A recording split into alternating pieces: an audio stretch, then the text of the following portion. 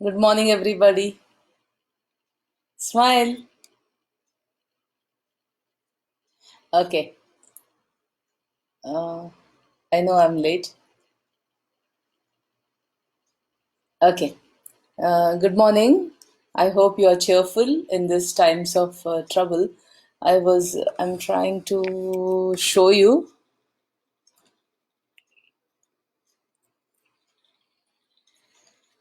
the PowerPoints also. I've sent the PowerPoint. See if you can see. Yeah, that's great. Okay.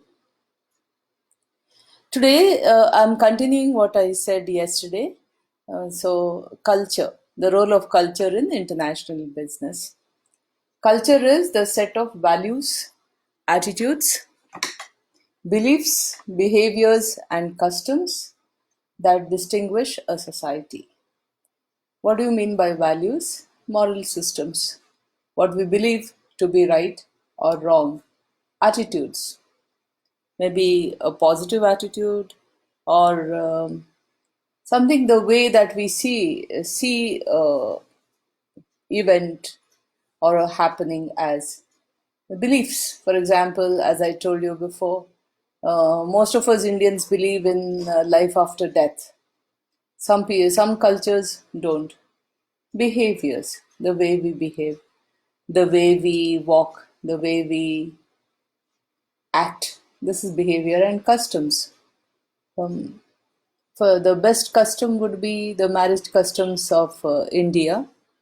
The way people, different ways in which weddings are conducted. Okay. What are the characteristics of culture? Culture reflects learned behavior. How original are we?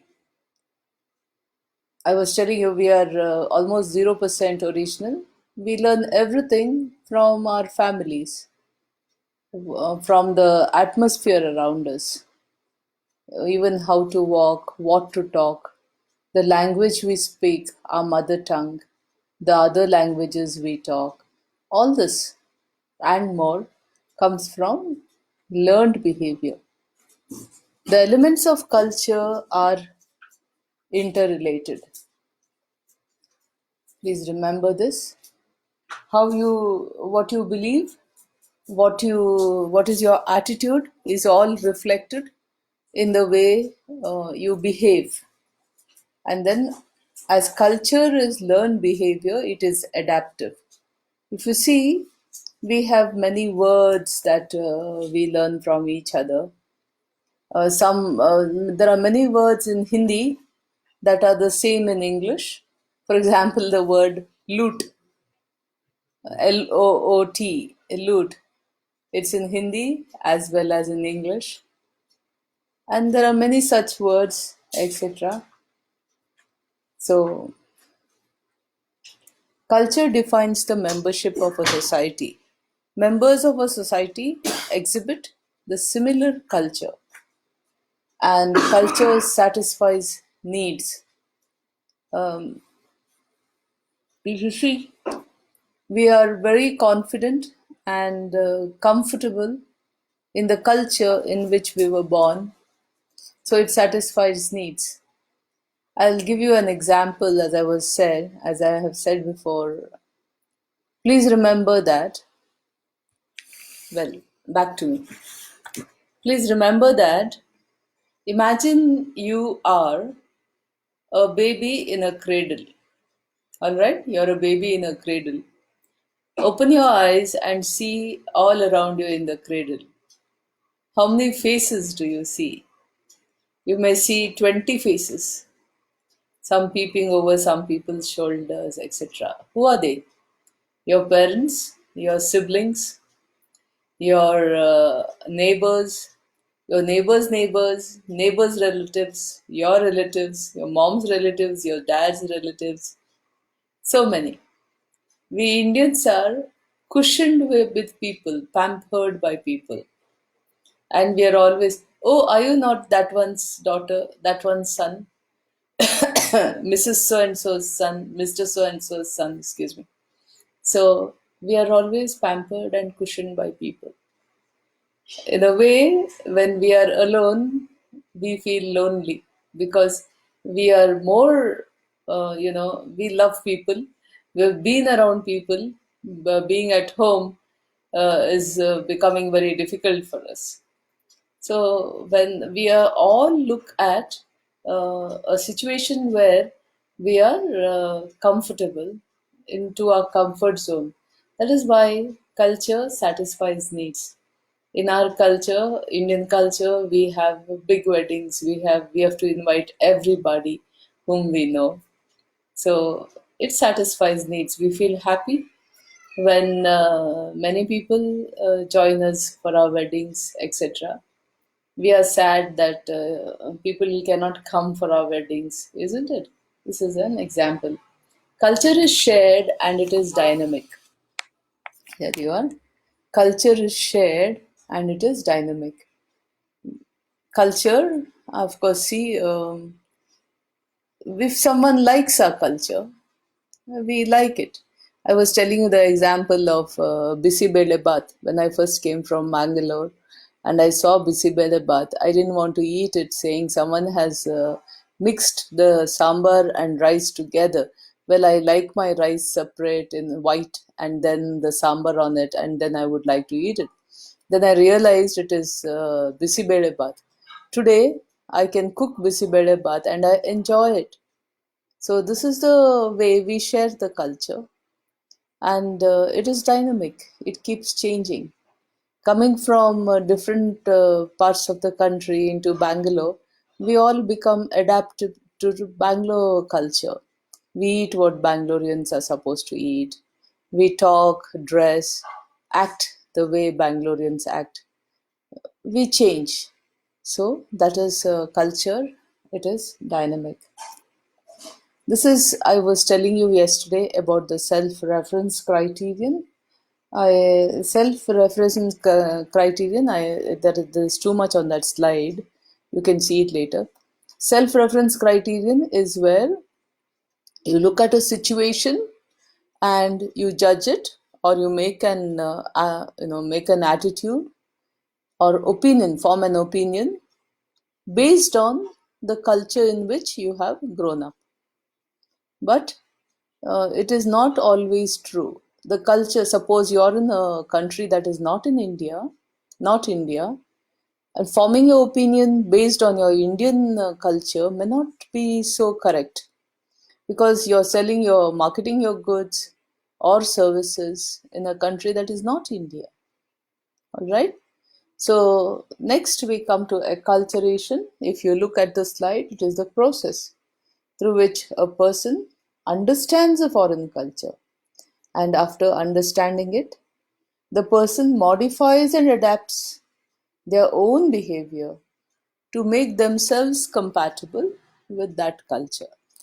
It's like acclimatization, how we get acclimatized to a particular, how we get acclimatized to a particular climate. Similarly, we get acclimatized to a culture, and that is called acclimatization. Yes, good morning, all. I'm pretty happy to see that so many of you are watching. Uh, I want these classes to be really useful to all of you. Maybe take you away from a little boredom that you have at home. As I said, since so many of you are saying, I would like to say once again, hold on, I'm just having a call.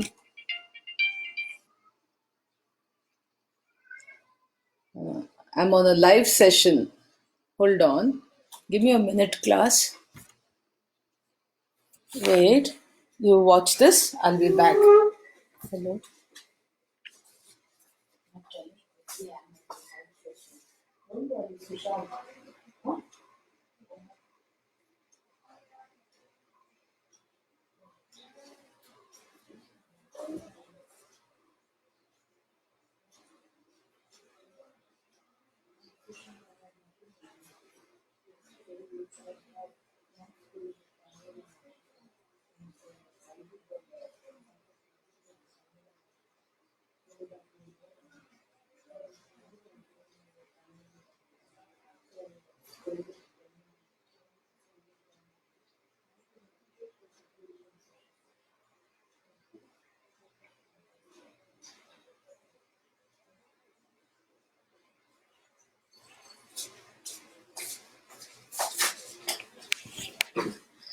Good morning, class. I'm sorry, that was an important call I needed to take. So, acculturation we are done with. We come to cross cultural literacy.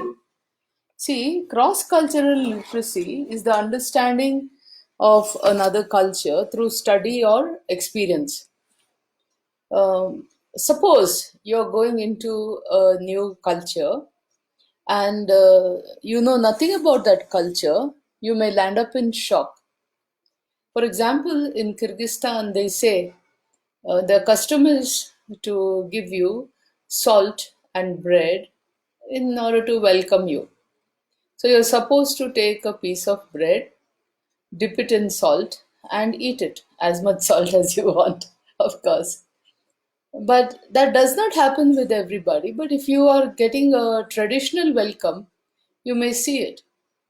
Now, imagine a foreigner who knows nothing about Indian getting welcomed by the traditional arti or getting garlanded. Excuse me, or getting garlanded. It may seem a little different from what, from shaking hands. A namaste has become very famous all over the world. Yeah, but even a namaste may look a little strange.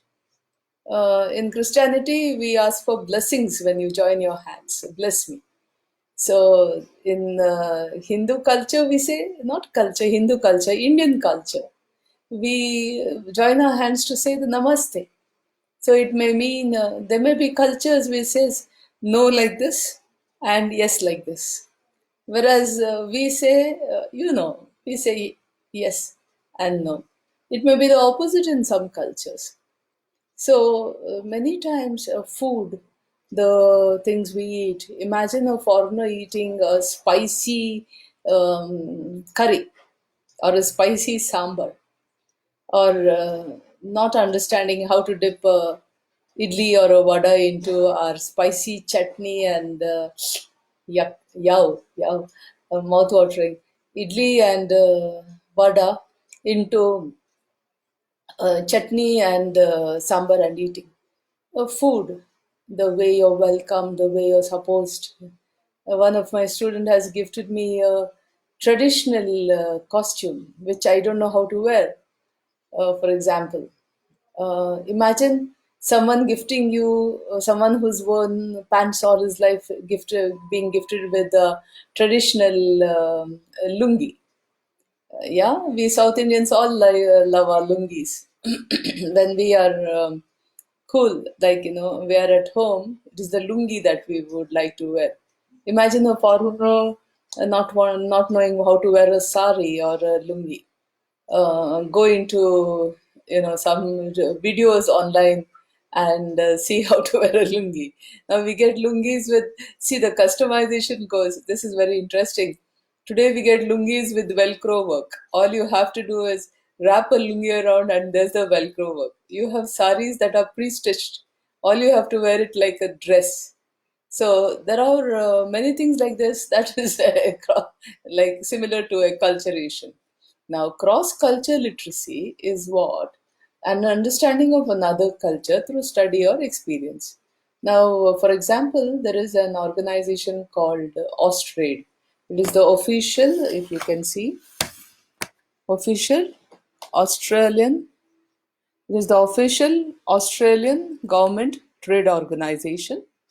It whoever would like to learn other cultures before they go, the meaning, the implication of other cultures before they go into another foreign country, can get trained in Austria. There are very many, apart from that, there are very many organizations in Bangalore as well. So when you're traveling internationally or you want to go into, say, any country, and you want to know what is the excuse me, and you want to know what is the culture, how am I going to live there, what am I going to eat, what is available, then this is necessary cross cultural literacy. There are some of us who are very much vegetarians, and when you go into a Western country, the mandate, almost mandatory breakfast could be eggs and something, maybe sausages or something like that. And when you're a vegetarian and you can't even, not even eating eggs, then what do you eat? Cake. Like Marie Antoinette said, if they don't have bread, let them eat cake. So that's the way it is. Let's not go into poor Marie Antoinette's travails and what happened to her. So probably she didn't even know, being from the royal family, that cake costed more than bread. Probably she didn't know. So we have cross-cultural literacy. I hope you understood. Acculturation has come again. Sorry, I'm going back by mistake. Okay. The role of culture in. Oh, sorry. Just hang on. Okay, we have elements of culture. Elements of culture. All right. As requested by Harish, I'm showing you my laptop, and there it is. Elements of culture are, we'll begin with language, communication. Language, as you know, see, I had a student who was from Mysore. He was telling me that he and his brother were in a lift in one American university, and as he, naturally they wanted to converse with each other, and they were cracking jokes in Kannada. And to his utter surprise, he found at least six of them in the lift laughing for his Kannada jokes. So, and surprisingly, there were six other Kannada people in that lift. So, we have to understand that there's a lot of language affinity. So, suppose I'm in Delhi and I find a Kannadiga, I will definitely say Chanagidira, because the language affinity, oh my, another Karnataka person, and I have to say Chanagidira in Kannada. So language, we have affinity towards each other. Now, there was an ad of spice. It said, instead of saying talk, just talk, instead of saying please just talk, he said simply talk. They said simply talk. Instead of saying like that, they said simply talk Madi. It makes a whole lot of something like hours. When a international business comes into a country of operations, say a American or a European company comes into India, they try and get Indianness into their ads by using the language. Simply talk Madi. Ford is to call their cars the Josh machine. If you see many cars, many products, when they come to India, they give them an Indian name. Well, we Indians are supposed to see them as us, not them and us. Initially, it will be them and us. They would like you to change them and us to we. Okay, we. So language helps that way. Communication, the way you communicate. There are very many things in communication. When I come to it, I will explain. We have social structure. We have social mobility and immobility. I will explain values and attitudes and religion. Okay, this is the repetition. Social structure. It provides the overall framework. Now, this framework determines what is the role of each individual within society. And of course, there is stratification and there is mobility. Now, when you talk about nepotism, nepotism is something like giving jobs or being kind to, let's say, giving employment to people whom you are related to. But then what happens is, some cultures, you mandatorily have to give jobs to your relatives. Otherwise, you're not considered a good relative. Whereas, on the other side of the coin, excuse me, in some cultures it is, oh, he or she is being favoritism. and all these things happen. So, different cultures see this kind of social structure of individuals, families, groups in a different way. There are more examples. When we meet, we can discuss. Social stratification, how the um, stratification of society happens by caste, by community, by income, by the place you live. In some areas in Bangalore, for example, are considered high society. Some areas, mixed society. So this is how there is a stratification in the geographical area in which you live also. So when you go to a foreign country, um, this is the way. I remember I was with a British lady, and I was talking to her about some current issues when I was in Kuwait, and then something like this. Then she says, "No, Cynthia, I'm a Tory." Now, I sincerely do not know what a Tory means. I never attempted to find out. But she was very hurt about what, she was like horrified by what I said. I cannot exactly remember. But then, when you say you are in Bangalore, it doesn't mean all Bangaloreans are same. When you're in Karnataka, you have so many dialects. Yeah, when I went to Gulbarga, I called them what time, how long does it say? So they were telling me how long it takes. Yent tasu. What is this yent tasu? Well, tasu is, then I remembered my Kannada lessons. Tasu means 1 hour. In Bangalore, you may say yentu gante. And there they say yent tasu. So, Barri, Hogri, this is the way. In Bangalore, you call Re for your husband or someone whom you're very, maybe you'll tell it in a jovial way, or someone with whom you're very close to. So it was a little embarrassing for me to be called Barri, Hogri. They say the Re for everybody. And it's very cute actually, the way they are very affectionate to each other. The same thing you go to Bijapur or you go to some other place. The culture is different, the way they serve you. In Ballari, I was given a particular mensinkai bhaji and something like that. In Davangere, it is benne dosa. So I always order the benne dosa minus the benne. I can't afford to eat so much benne. So even within a small, it's not a very big state, Karnataka, you have so many cultures, so many ways to eat.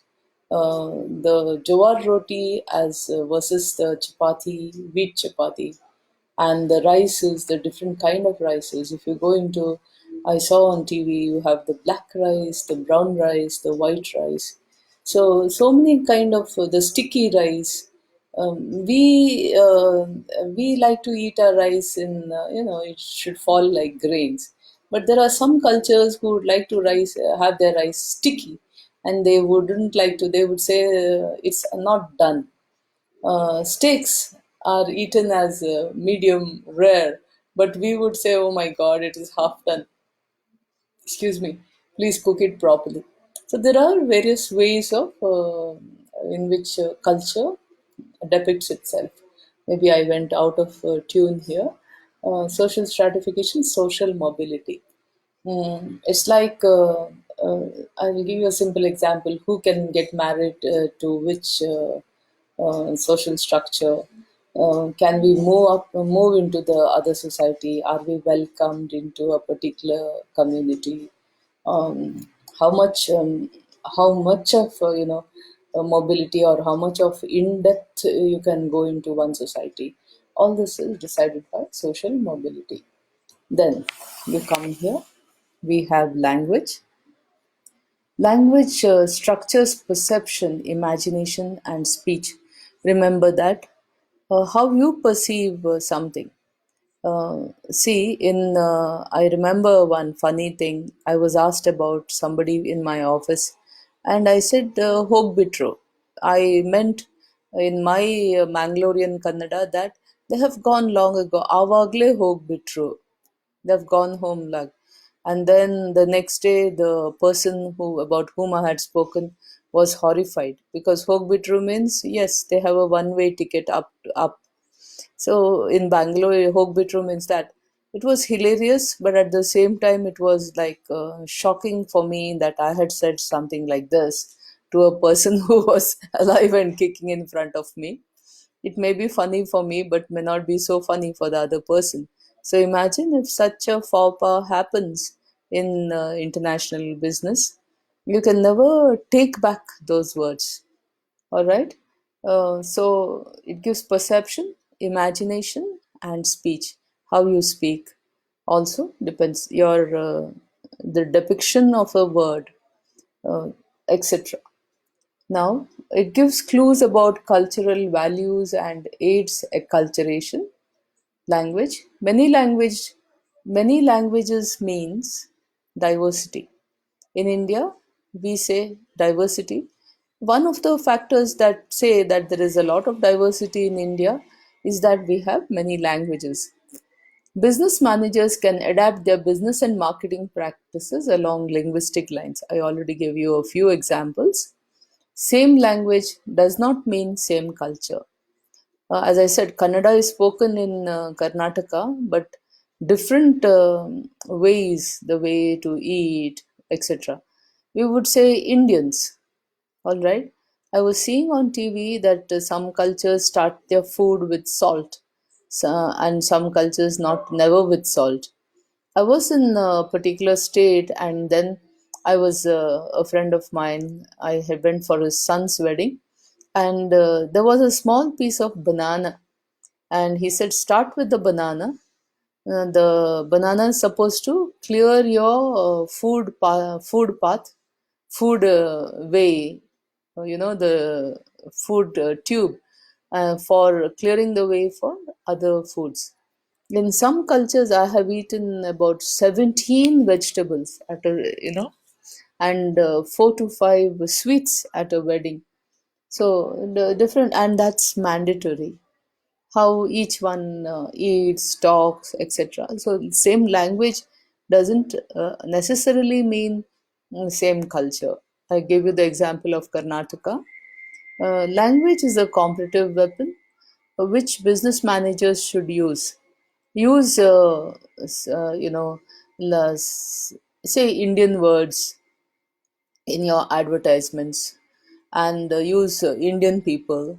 In India, the international business people very extremely rarely use foreigners in their advertisements. Most of them are Indians. You show a family, for example, you have this atta or something like that. You show a particular family that is basically Indian using a foreign product as if it is Indian itself. And then a language, lingua franca is a business language used by people. It could some business terms, etc., could be common whether whatever language you're using. Then the aspect of translation, you have to be careful about how you translate. Neevu yaru in Kannada becomes you who in English. Would you say that? You would say who are you. If you say you who, well, you have a laugh there. Saying no, how to say no. See, we Indians will not say no. We'll say, oh, maybe, let us see, I'll think about it, give me some time. These are the ways we say no. We are not so firm as to say no. Now, this is an example. You can see it yourselves afterwards. It is said, I took it from a book, this example. In an experiment in Hong Kong, 1153 undergraduate students who could speak both English and Chinese were divided into two groups and given a class assignment which they were to write in English, in one group in English and the other in Chinese. Though the questions were the same, the answers differed significantly, indicating that the original language of the assignment influenced the way the task was understood. Some people, though they will see, please understand this. All of them, their mother tongue was Chinese. Though they could speak English and Chinese, they understood Chinese in a different way. They understood English in a different way because their mother tongue was Chinese. That's why the answers differed significantly. There is an example here about Procter and Gamble. They say, of course, in Canada, you have the English speaking people and the French speaking people. So I took this example from a book again. The Irish spring soap for English stresses the soap's deodorant values because they assume that the English speaking people, want to get the benefit of the soap's deodorant values, whereas the French language advertisement focuses on the soap's aroma. They say English Canadians favor soaps that promise cleanliness, while French Canadians prefer sweet smelling or pleasant smelling soaps. Okay, I've given you some more examples. Now, communication. There is a contract between Boeing and a Japanese supplier told the Japanese supplier for delivery of the fuselage panels of the plane a mirror finish. Since the Japanese are not basically English speaking, they went to the they went online, I mean on the dictionary, and found out the meaning of mirror finish, which naturally said where you can see your face or you can see your reflection. So, see your reflection. So they made the fuselage so polished that we could see the reflection, because that is what they thought is a mirror finish. Actually, to an English speaking person, a mirror finish would be a very shiny surface, or a clean shiny surface, not as shiny as to see your face. But the Japanese understood it as some a shiny surface, shiny enough to see your reflection. So the Boeing people were horrified why there was so much labor charge, because the labor charge was spent on people polishing the surface. Okay. Now, in communication, you have to see three aspects here: non-verbal communication, gift giving and hospitality, and negotiation. Non-verbal communication, I will show you in another PowerPoint, which I haven't brought today. I'll show you on Monday. There are many things that we do. We have something called low context cultures and high context cultures. I'll bring it to you.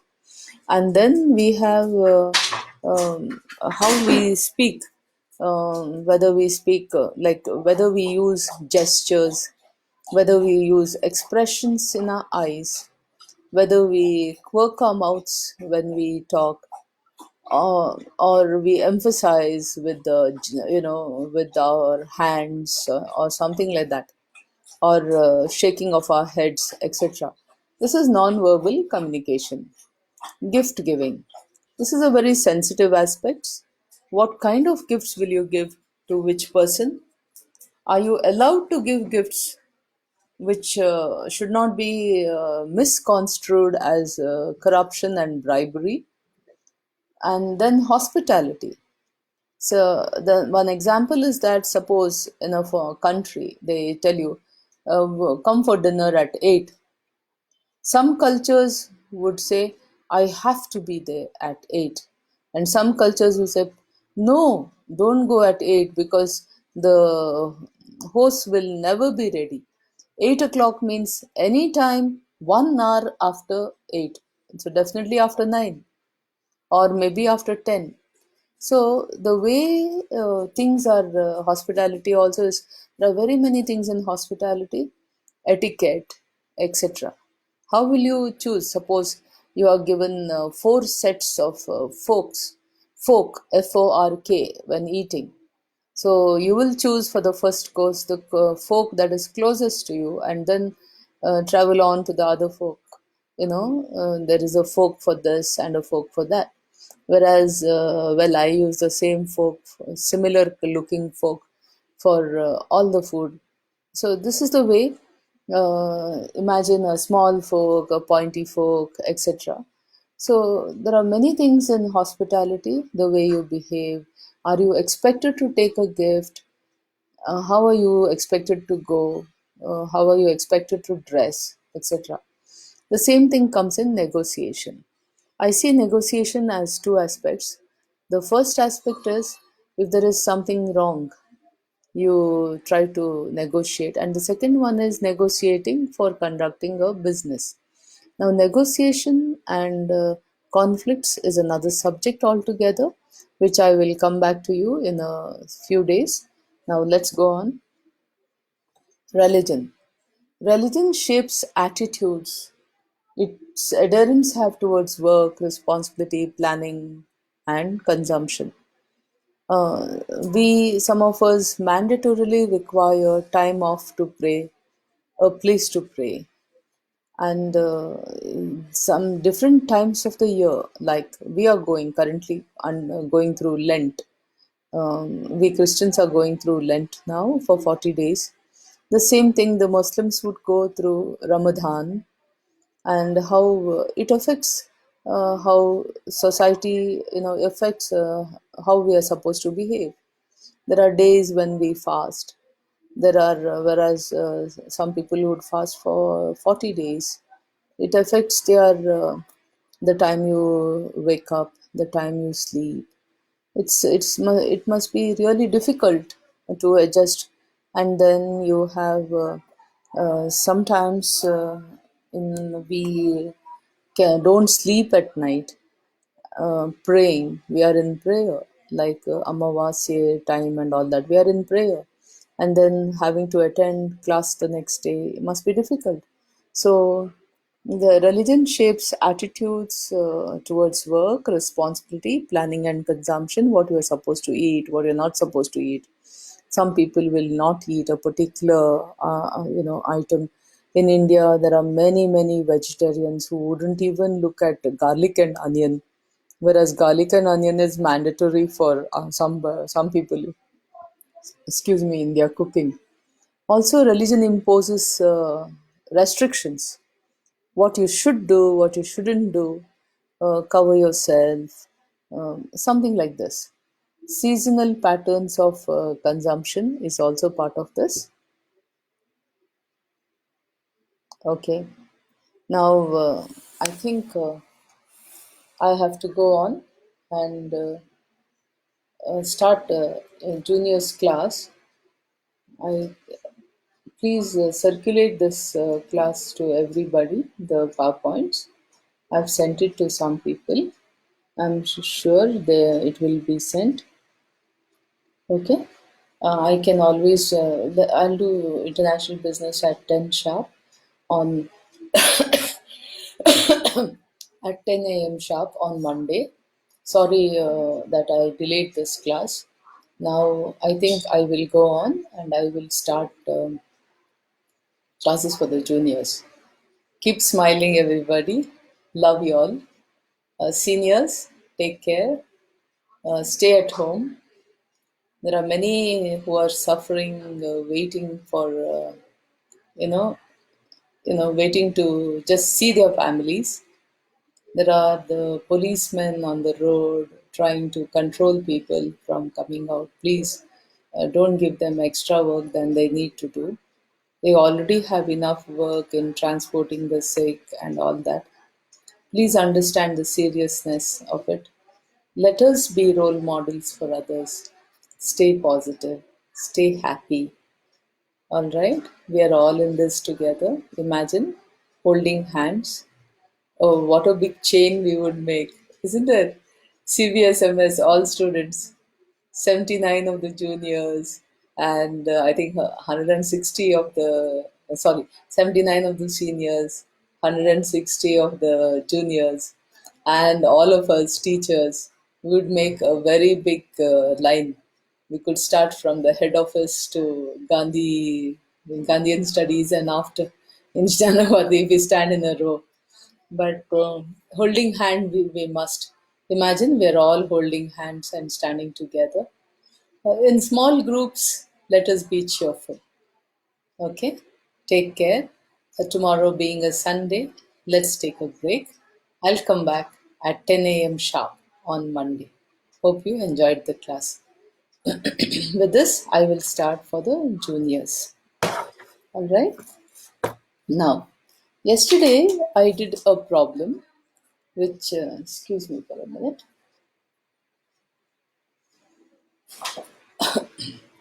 Yesterday I did a problem on transportation, and what I did was one problem in four different methods, and then I did the optimality test in the last method. The last method was least cost, and then I did that method.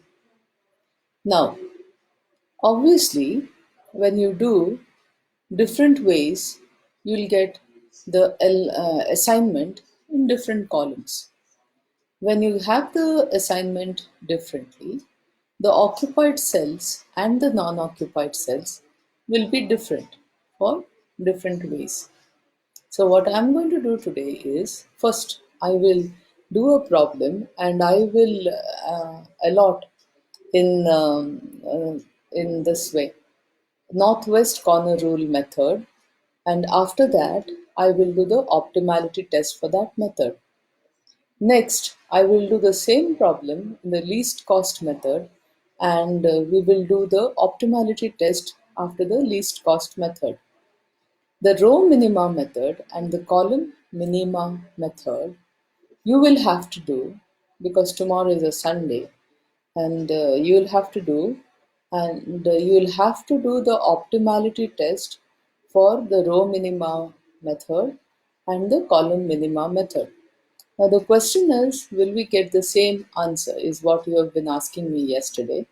Let's take a practical look at it and we'll see what answers we get. You'll have your answer by yeah, instead of me answering, you see for yourselves, work it out. It'll be fun and you'll get practice in doing optimality test. First of all, let's see all of you smile. Give a very big smile, mouth to mouth, like this. Yeah, please smile. Let there be a reflection of your 32 teeth in the in your laptop or your phone on whatever you're watching me. Let us see. Give a very big smile. Yeah. Now I'm going to start. Everybody, good morning, juniors. Yeah. Now, are you ready with your pen, paper? Yes, you're ready. Just write down, please. A company has three warehouses. All right. A company has three warehouses. All right. It has to supply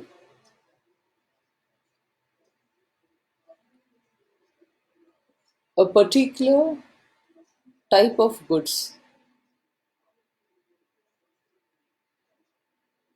to four distributing areas, to four distributing outlets. I'm sorry, to four distributing outlets. In the matrix given below,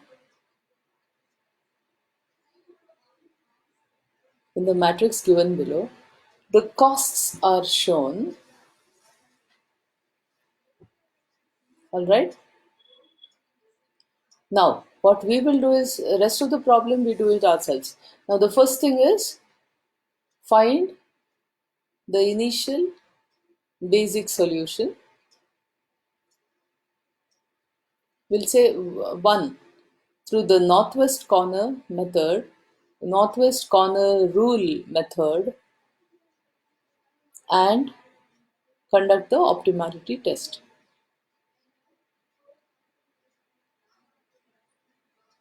Second,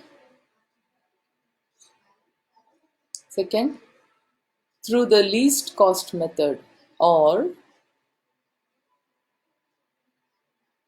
matrix minima method, matrix minima method, and conduct the optimality test.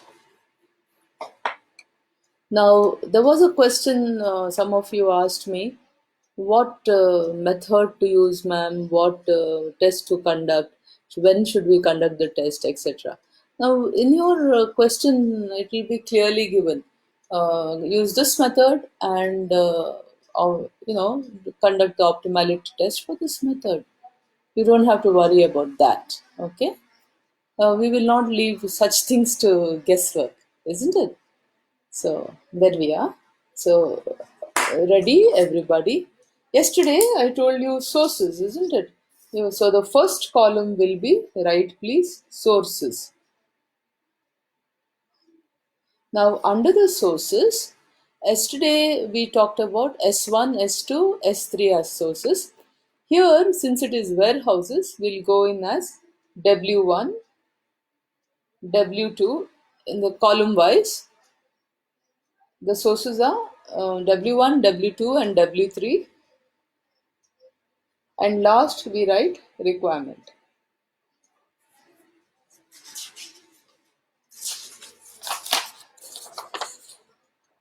right?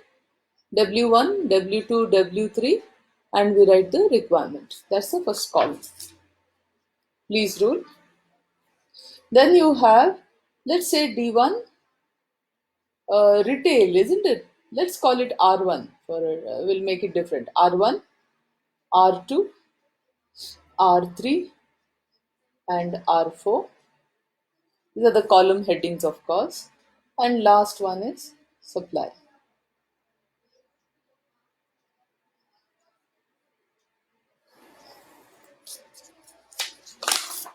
Here we are.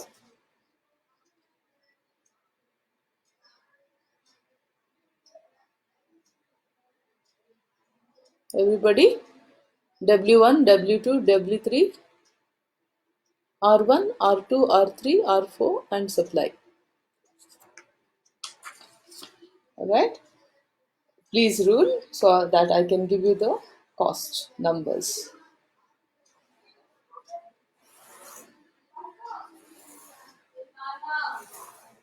Alright, ready?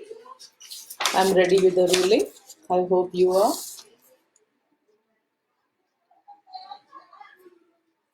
Okay? Okay. Now I'll give you the numbers for R1.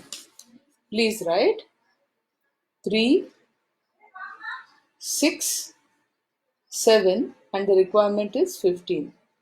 So we have R1,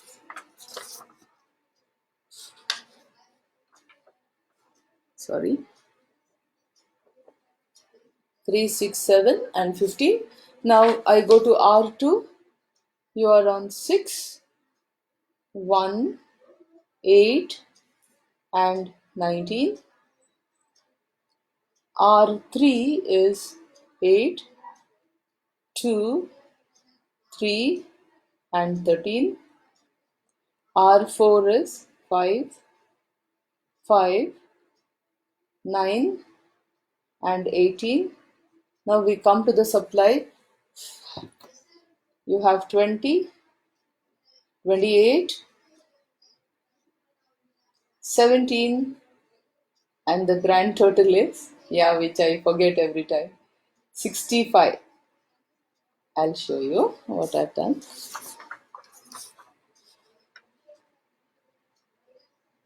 Please copy if you have missed something. This is our problem. Now we will tackle it with the northwest corner rule. Northwest corner rule will mean we attack the C11. Here W1 to R1 with the C11 is rupees 3. C11 means cost in the 1, 1 column. Here it would be W1 to R1 where the cost is 3. We are not looking at, we are looking at the northwest corner rule, which means we are not looking at the cost at all. We are just allocating from the upper left corner. Okay, so please see, R1 has a requirement of 15. R1 has a requirement of 15 and supply is 20. So naturally we'll give here 15 units. W1 to R1 is 15 units. So the requirement of R1 becomes 0 and the supply of W1 becomes 20 minus 15, 5. This is the northwest corner rule. Alright. Now we have requirement of R1 0. Since we have supply of W1 5 left, we have to give it from W1 to R2. Alright. So here we have 5 units going from W1 to R2. So the supply of W1 becomes 0 and R2 requirement becomes 19 minus 5 is equal to 14.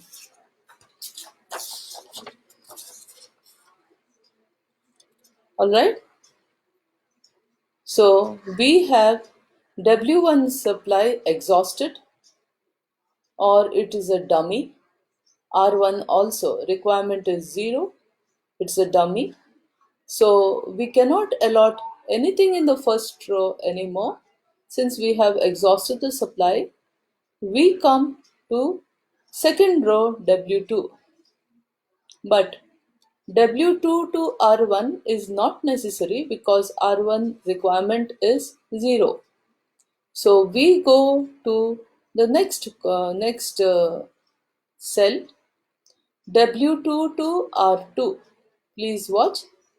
W2 in R2 you have requirement of 14 and W2 has 28. So we give from W2 to R2 14 units. Please do it. 14 units, which makes requirement of R2 0. There's no more. And 28 minus 14 is 14. Now again, I have forgotten to do the grand total. So you do the first things, go to the grand total. The first allotment was 15. 65 minus 15 is 50. Please do it. Next one was 5. So 50 minus 5 is 45. 45. 45 minus 14 is 31.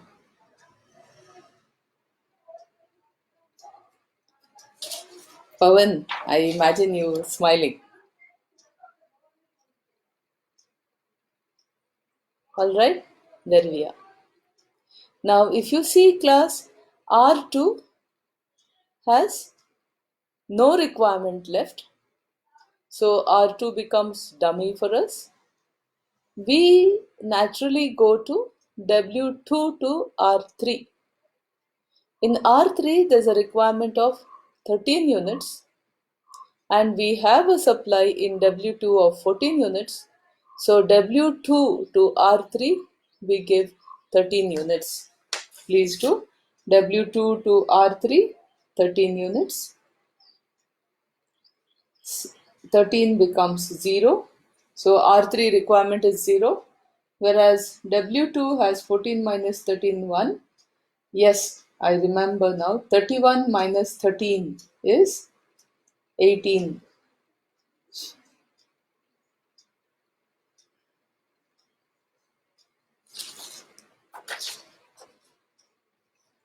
Alright. We are at this stage now.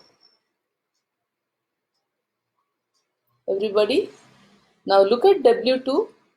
You have 1 unit left, which we can still give from W2 to R4 because R4 has 18. Alright. So what we do is W2 to R4, we give 1 unit. W2 to R4, 1 unit. 18 becomes 17. W2 has exhausted its supply and grand total becomes 17.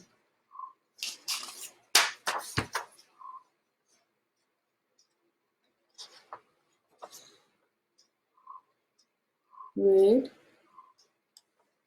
Okay, there you can see. Now we have R4 requirement of 17 and we have W3 with 17 units. Since it's a balanced problem where supply and requirement are the same or requirement equals to the supply, we naturally close the problem now, part of the problem, that is with 17 units from W3 to R4. W3 to R4, 17 units. So W3 has zero supply.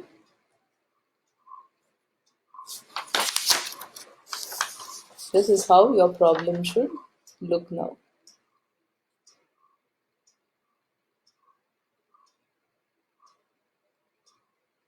Is that clear? Now, the transportation cost, you leave place for the transportation cost. Alright? Leave place for the transportation cost. And we will do the optimality test. Alright? Now, we will do the optimality test. Before we do optimality test, we have to consider the occupied cells. Everybody? Yeah? The occupied first cell would be C11. C11 is 3. Correct? C11 is 3. So we have U1. This is 1, 1. U1 plus V1 is equal to 3. Please write. U1 plus V1 is equal to 3. Next, refer my yesterday's class if you're confused. This is 1, 2, right? So, this is V and this is U. 1 means U. U1 plus V2 is equal to 6. U1 plus V2 is equal to 6. Next, we come to this cell where you have, this is 2, 2. So U2 plus V2 is equal to 1. U2 plus V2 is equal to 1. Next, we come to this one. This is 2, 3. So U2 plus V3 is equal to 2. U2 plus V3 is equal to 2. Next, we come to this cell, this one. This is 2, 4. So U2 plus V4 is equal to 5.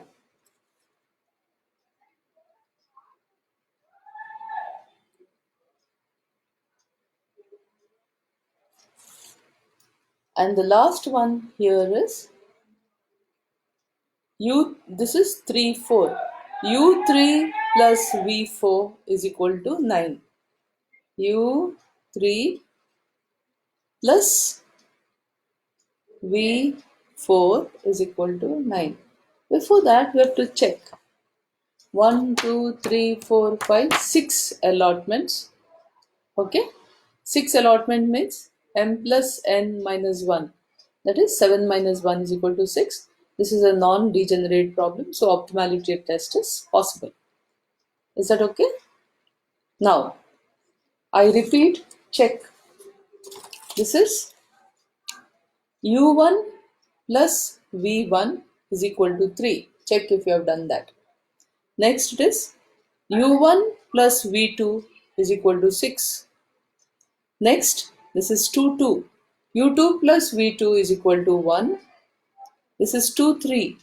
3 and 2. So, U2 plus V3 is equal to 2. Next it is 2, 4. u2 plus v4 is equal to 5. Then you have this one. This is third one. So 3, 4. u3 plus v4 is equal to 9. Now I'll show you the paper where I've written all this. Check on whether it is correct what you have done. If all of you have done correctly.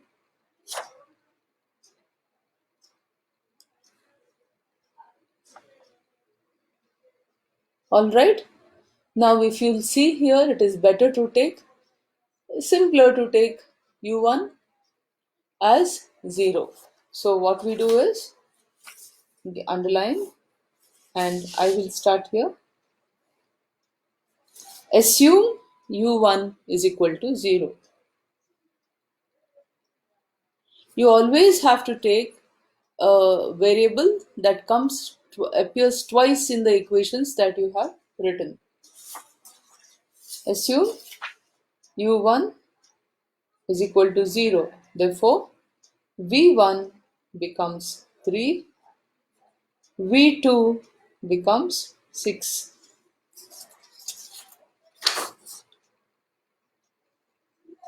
Alright? Now we know, look at the third equation. We know v2 is equal to 6, so we'll tackle u2. So write down u2 plus v2 is equal to 1. u2 plus 6 is equal to 1. u2 is equal to minus 6 plus 1 is equal to minus 5.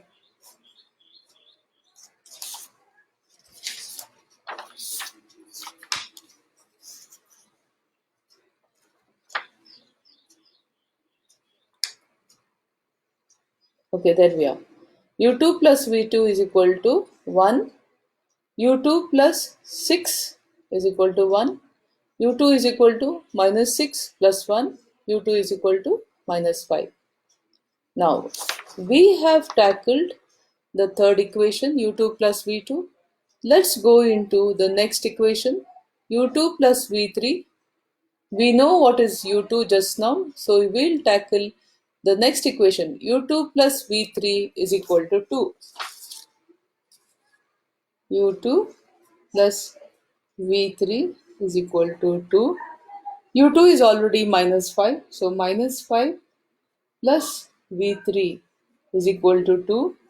v3 is equal to 5 plus 2 is equal to 7.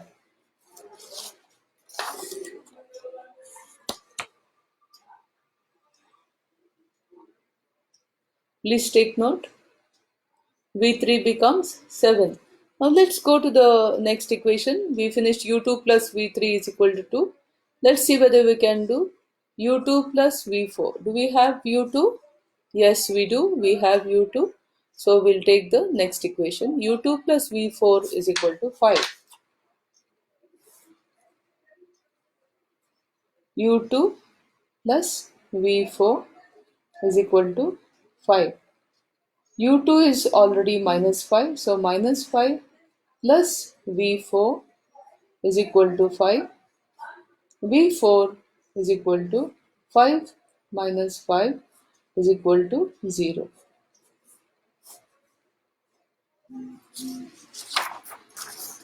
See this.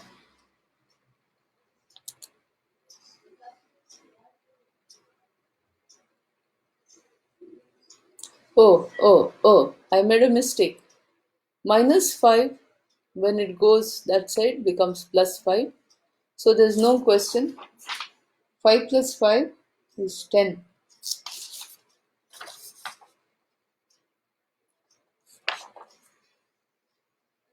Minus 5 plus v4 is equal to 5. When 5 goes that side, it becomes plus 5. It becomes 10. Alright, we come to the last one. u3 plus v4 is equal to 9. We already know v4. So the last equation will be u3 plus V4 is equal to 9. U3 plus 10 is equal to 9. U3 is equal to minus 10 plus 9. U3 will be minus 1.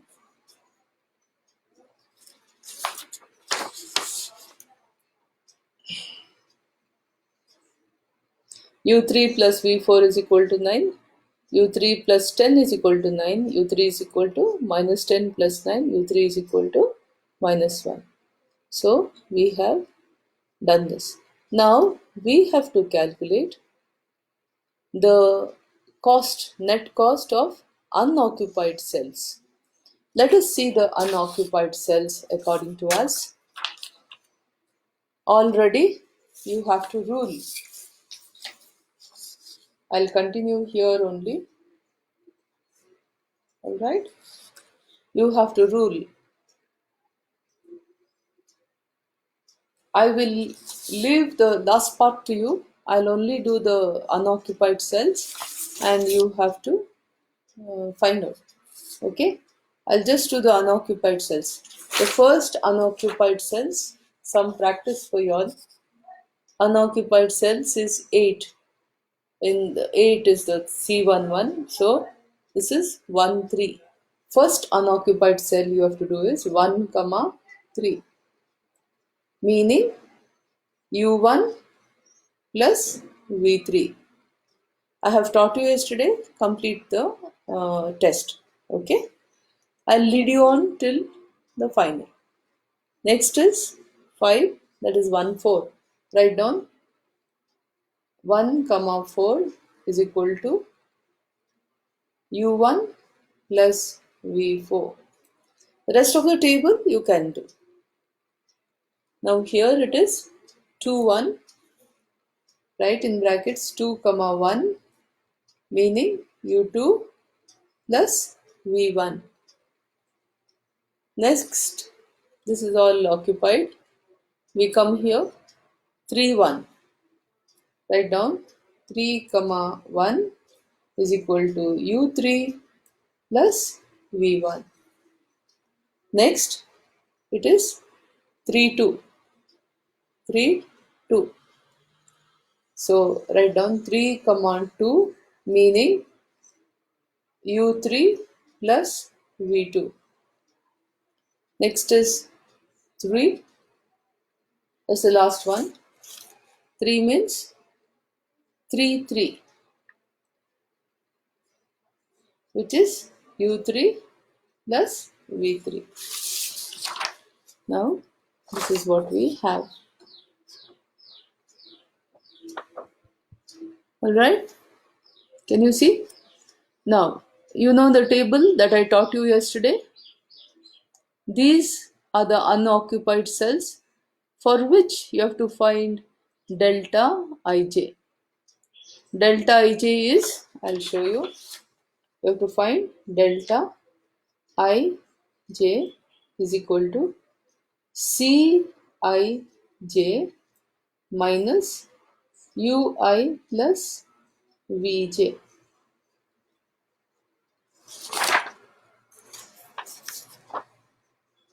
You have to find this. Alright? When you find this, if you get all the values of delta ij as positive or 0, then the solution is optimal. If you get even one negative, then the solution is not optimal. Please copy this. I'll give you a minute. These are the unoccupied cells for which you must find delta ij. I'll give you an example of the first one. For 1, 3, 1, 3, it is 8. I'll show you. For 1, 3, delta ij will be 1, 3 is 8. 8 minus, what is u1? u1 is 0 plus V3, V3 is 7, okay, implies 8 minus 7 is equal to 1. I have done for the first one. Rule the table and do. Cij is the cost that you find. I'll show you. I'm talking to you about this one. 8, that's the first unoccupied one. 8, this is 1 comma 3 C. W1 comma 3. Is that clear? This is Cij 8. Alright? If you wish, you can write in the column C13. I will write here. C13, C14, C21. Just hold on a second. C31, C32, C33. These are the, please see. I have written the numbers so you can see. Alright? You have to use the table that I taught you yesterday. Alright? And find out whether the test is optimal or not. Alright? Shall we proceed with the same problem? The same problem rule again. This was northwest corner rule. Please write. Please rule the table again. We'll do it on. We will do the least cost method. Alright. Please rule and do the table again.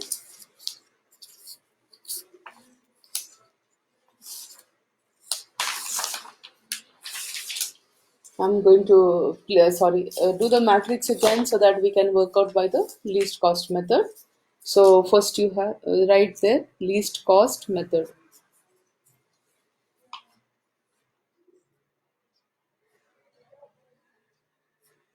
And you have to rule, write sources. We have W1, W2 and we have W3. And last we have requirement. Then we can straight away write R1. R1 is 3, 6, 7 and 15.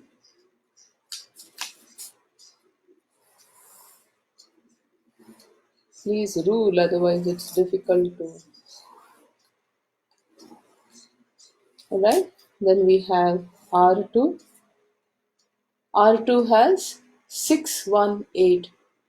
618 and the last is 19. Requirement is 19. R3 823 and the requirement is 13. Ready? R4 is 559 and the requirement is 18. So we have the supply column in the last column. It is 20, 28, 17 and the grand total is 65. Since the requirement is equal to the supply, we call this a balanced problem.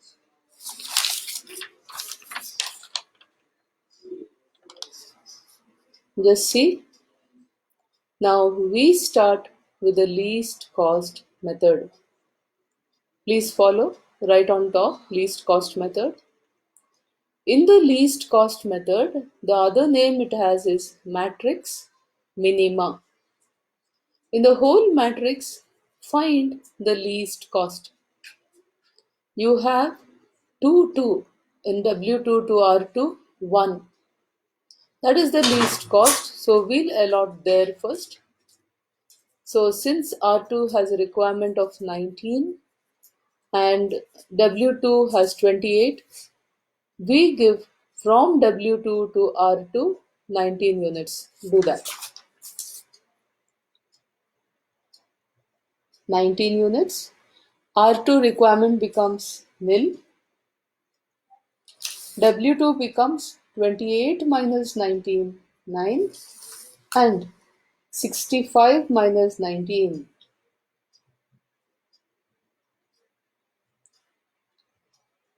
46.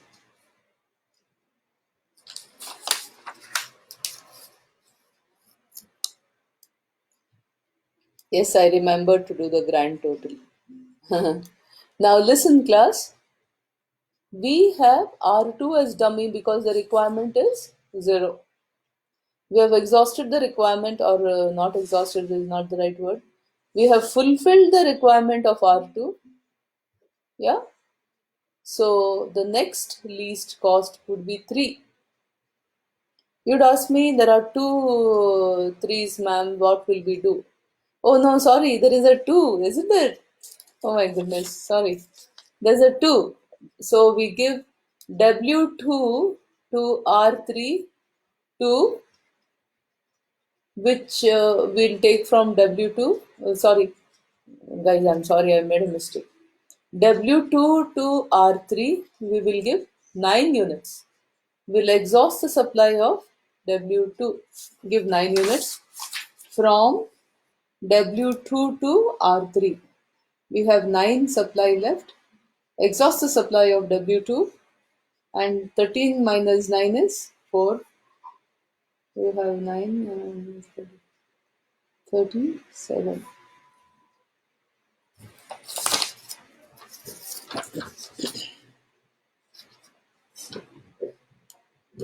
Everybody can see?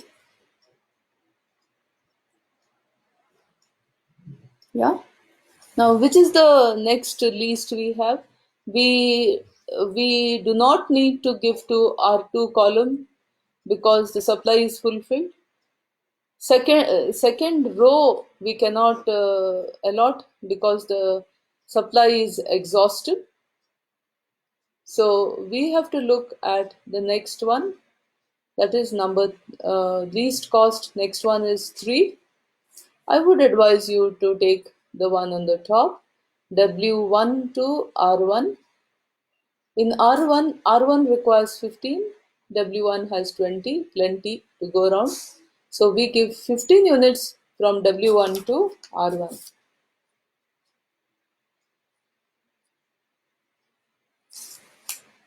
R1, we have fulfilled the supply, it becomes 0. And supply 20 minus 15, it becomes 5. Similarly, grand total becomes 22 each.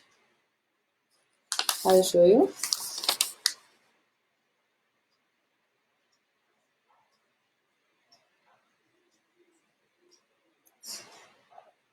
That clear? We have one more least cost. See, please, we have exhausted W2 supply, so second row will not work for us. The first column and the second column we have fulfilled, so we have to tackle only R3 and R4. So naturally, the least cost, we have to look at the least cost between 8, look at R3 and R4. The least cost is 8, 5, again 5, 3 and 9. So naturally, we go W3 to R3. Only 4 units are required. We'll give there 4 units. W3 to R3, we give 4 units. R3 requirement is fulfilled. W3 supply becomes 17 minus 4 is 13. 22 minus 4 is 18. 18. Alright. So what is left now? We have W3 with 13. We have W1 with 5. Right? So look here. We do not need to supply to R1, R2, R3. In R4, we start 5 and 5, are the least. Which one? Go for the first one. We give 5 units from W1 to R4 because R4 has a requirement of 18. So we exhaust the supply of W1.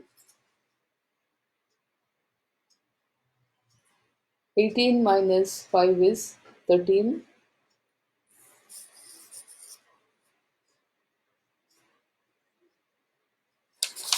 So here we are. Alright. So we have W3 with a supply of 13. We have exhausted W1 and W2.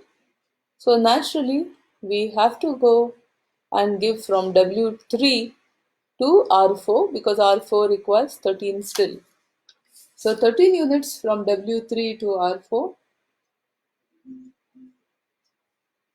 supply and requirement fulfilled, grand total 0.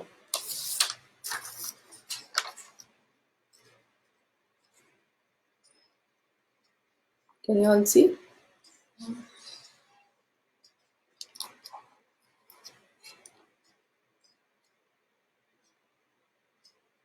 Please see the problem.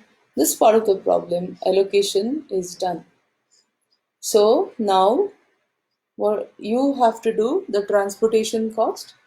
For the transportation cost, you will take the occupied cells. Give me the transportation cost. Alright, I do not know the answer. You have to send me. Alright, because I have not worked out the transportation cost, you will have to work out. Now, we'll go on and do the test of optimality. Before that, check how many allotments are there. 1, 2, 3, 4, 5, 6. Yeah, m plus n minus 1 is 7 minus 1 is equal to 6. It matches with the allotments. So we have a non-degenerate problem where we will require to do the optimality test. It is possible to do the optimality test. I will do the optimality test for you now. Alright. Now, optimality test is done with the use of unoccupied cells. You are aware of that?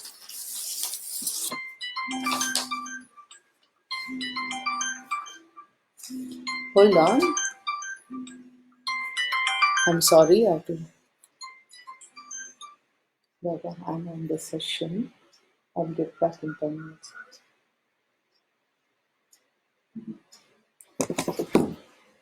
Now, we are taking the unoccupied cells.